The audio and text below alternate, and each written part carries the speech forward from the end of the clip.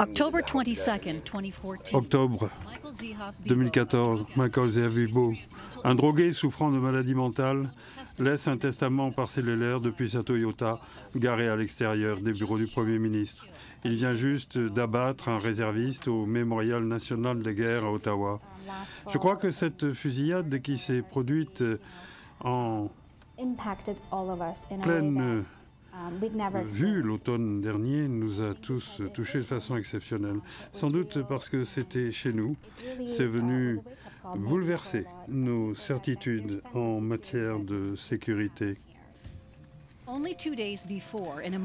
2 jours plus tard, dans une banlieue de Montréal, l'adjudant Patrice Vincent est renversé et tué par un automobile soupçonné de sympathie terroriste. Il allait être abattu par la police plus tard. Les gens ne se sentent pas en sécurité. Ils ont l'impression que le terrorisme peut frapper n'importe où, ici au Canada, aux États-Unis, en Australie, en Europe, qu'il est présent partout. C'est compréhensible et il faut réagir. Zihabibo, armé d'un fusil de chasse, est rapidement parvenu sur la colline parlementaire où, une fois à l'intérieur, il est abattu par la police.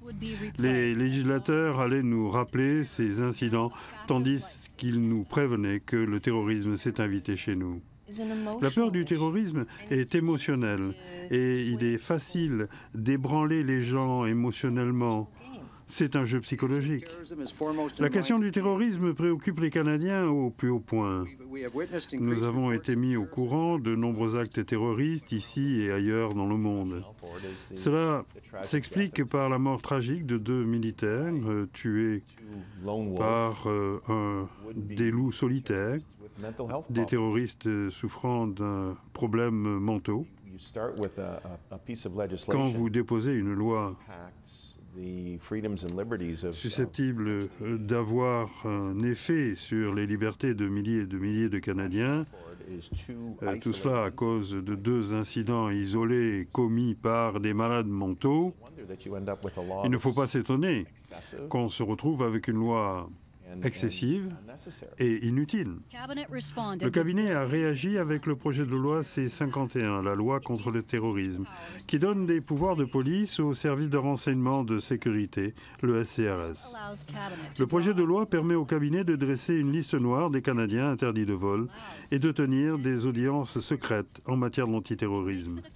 Il criminalise tout commentaire sur Facebook ou YouTube faisant la promotion du terrorisme. Un instant, ça va beaucoup plus loin que je le pensais. Je ne suis pas un djihadiste, je ne suis pas un terroriste.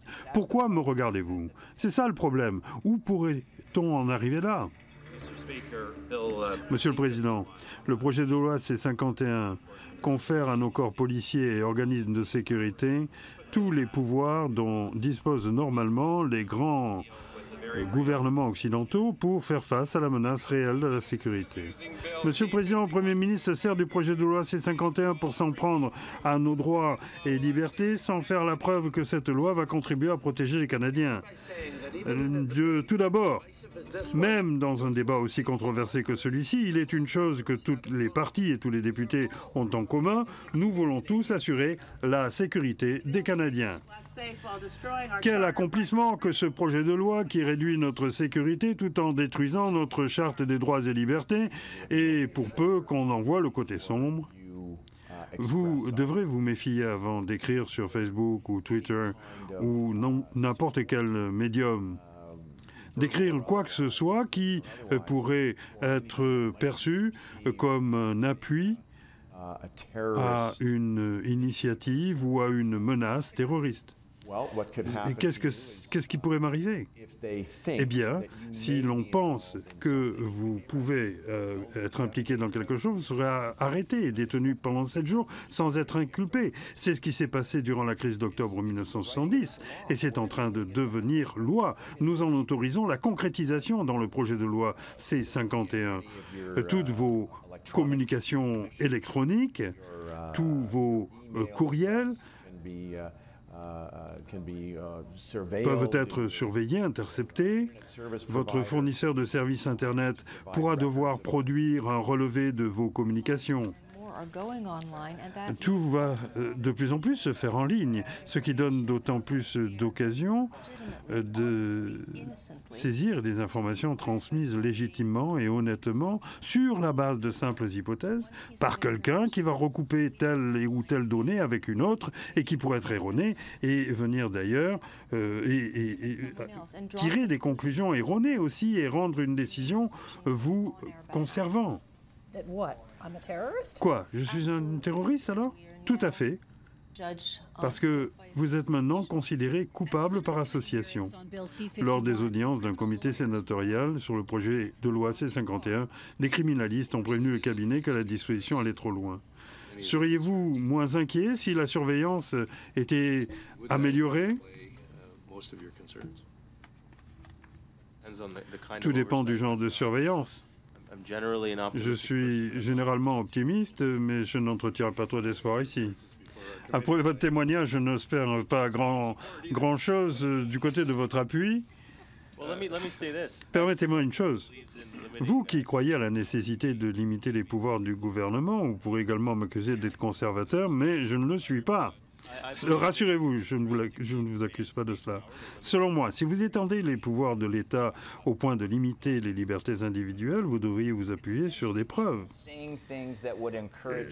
Ça concerne des gens tenant des propos qui incitent au terrorisme. Il existe déjà des dispositions dans le code criminel sur les infractions d'incitation. Cette disposition en élargit la portée pour inclure d'autres comportements apparentés. Ce qui doit nous préoccuper, c'est justement que n'importe qui pourrait être visé. La Cour suprême a déjà cité des cas où le Parlement a enfreint la loi au nom de la sécurité nationale.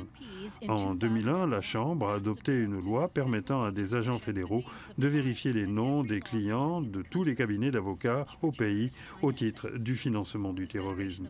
La Fédération canadienne du barreau est parvenue à faire déclarer la loi inconstitutionnelle. C'est un peu comme avec les médecins. On ne s'attend pas à ce qu'ils communiquent vos confidences médicales. Même chose avec vos impôts. On s'attend à ce que nos données ne soient vues que par des employés de l'LRC ou par des autorités du fisc chargées de votre dossier et pas à ce qu'elles soient publiques. Même chose. Si vous vous confiez à votre avocat, c'est pour obtenir un conseil ou une représentation et l'on s'attend à ce qui est confidentiel le demeure. Les juges de la Cour suprême étaient unanimes. Le Parlement venait d'adopter une loi qui était non seulement illégale, mais inefficace. Le gouvernement déclare que plus de 20 millions de transactions financières par an. Jusqu'ici, il n'a obtenu qu'une seule inculpation pour financement du terrorisme. Cette loi allait trop loin. Ce que le gouvernement avait décidé de faire représentait un empiètement intolérable des droits des clients et par voie de plus de 1 million de demandes de données privées aux fournisseurs de services de télécommunications, ce qui représente plus de 3000 demandes par jour sans mandat. La Cour suprême a jugé qu'elle aussi était illégale. Au cours des 5 ou 6 dernières années, le gouvernement a adopté des lois qu'il savait ou qu'il aurait dû savoir fragiles face à des contestations au chapitre de la Charte. Et il s'en foutait.